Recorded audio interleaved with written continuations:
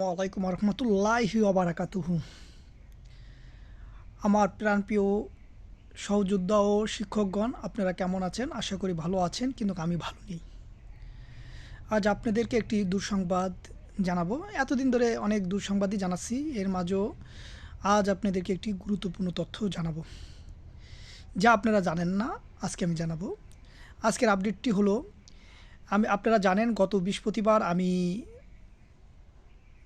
অর্থ মন্ত্রণালয়ে গিয়েছিলাম, সচিবালয়ে গিয়েছিলাম। সেখানে আমাকে কথা দিয়েছিল যে এই সপ্তাহে আমাদের শিক্ষা মন্ত্রণালয় যে চিঠিটি ইস্যু করবে, ফাইলটি পাঠিয়ে দেবে অর্থ মন্ত্রণালয় থেকে প্রবিধি শাখা। হ্যাঁ, যাই হোক, সেটি নিয়ে আমি আজকে আলোচনা করব, তার গুরুত্বপূর্ণ কথাগুলো আপনাদেরকে বলবো। যাই হোক, এখন আপনারা বলবেন আরও কত কত কি এই সেই অনেক আবিজাবি, আপনারা অনেক কিছু বলবেন। এর সত্যতা যাচাই আপনারা নিজেরাই করবেন। আপনাদের জন্য উন্মুক্ত আছে। হ্যাঁ, আমার জন্য যেমন উন্মুক্ত, আপনাদের জন্য উন্মুক্ত আছে। শিক্ষা মন্ত্রণালয়, আপনারা জানেন, অর্থ মন্ত্রণালয়, শিক্ষা মন্ত্রণালয় যাই বলেন নাকি, একটি ফাইলকে অনুমোদন দিতে হলে তাদের একটি মিটিং হয়।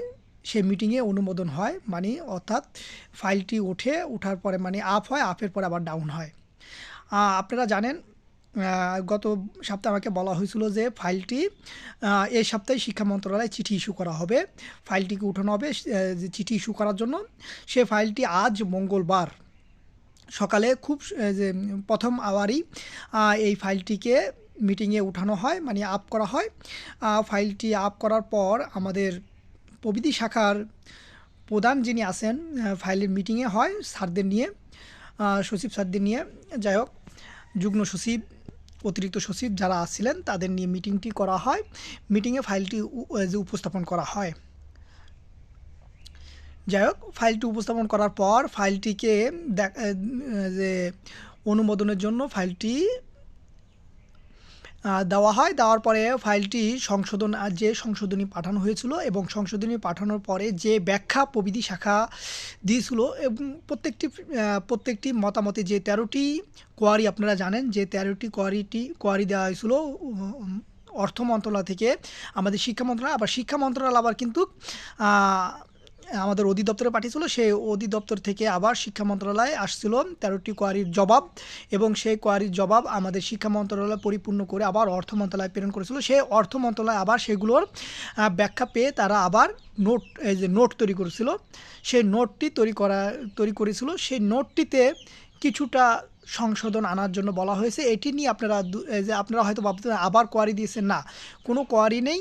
এটি হলো মাদ্রাসা অধিদপ্তরই যে ফাইলটি বা যে নোটটি করেছিল, যে 13টি মতামত পাঠিয়েছিল, সেই ব্যাখ্যাগুলো দেওয়া হয়েছিল। সেই ব্যাখ্যার আলোকে যে নোটটি তৈরি করা হয়েছিল বা যে সারসংক্ষেপটি তৈরি করা হয়েছিল, সেই সারসংক্ষেপে কিছু সংশোধন করতে বলা হয়েছিল। সংশোধন করার জন্য আবারও বলা হয়েছে, সেটি প্রবিধি শাখায় সংশোধন করবে। এটি আমাদের শিক্ষা মন্ত্রণালয় করবে না। এটি জাস্ট হয়তোবা 2-1 দিন সময় লাগবে। আজকে যেহেতু দিছে, কালকে বুধবার, বৃহস্পতিবারে বড়দিন, এটা বন্ধ।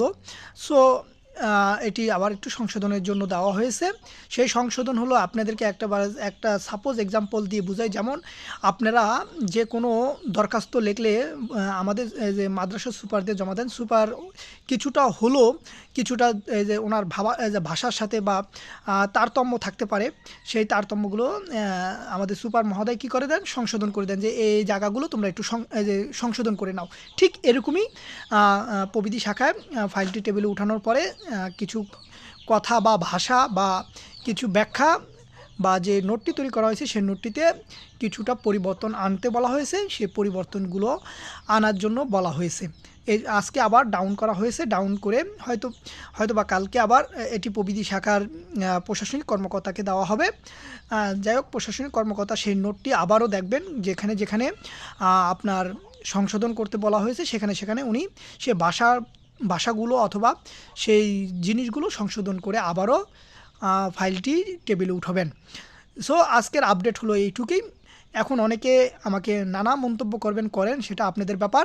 আর আপনাদেরকে আমি বলবো, আমি যে কথাগুলো বলি, যেই ব্যাখ্যাগুলো দিই, যে ইনফরমেশনগুলো দিই, সেই ইনফরমেশনগুলো আপনারা অনুগ্রহ করে যাচাই বাছাই করবেন। হ্যাঁ, যাচাই বাছাই করতে আপনাদেরকে কেউ বাধা দেয় নাই, আপনারা নিজেরা চেষ্টা করবেন।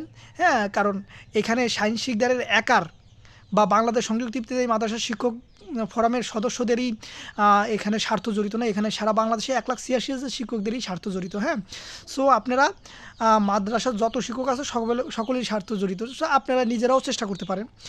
সো আমি আমার আজকের আপডেটটি জানানোর জন্য আজকের এই ভিডিওটি দিলাম।